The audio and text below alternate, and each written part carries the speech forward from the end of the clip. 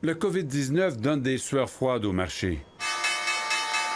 Après avoir monté en matinée, les indices ont chuté à nouveau.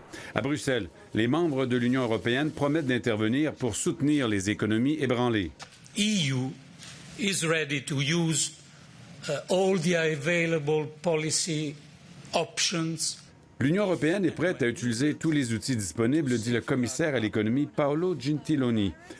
Aux États-Unis, la Réserve fédérale a baissé son taux d'1 demi-point de pourcentage dans l'espoir de contrer la crise, une baisse que le président Trump juge insuffisante. We do believe that our action will provide a meaningful boost to the economy.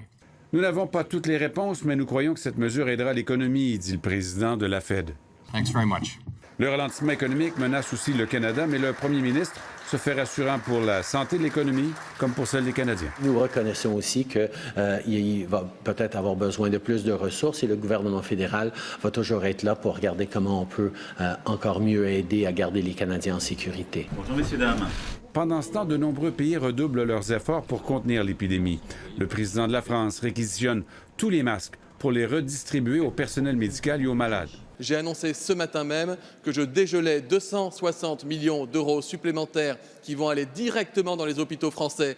Alors que les événements publics sont annulés les uns après les autres, la question s'impose, que faire des Jeux olympiques?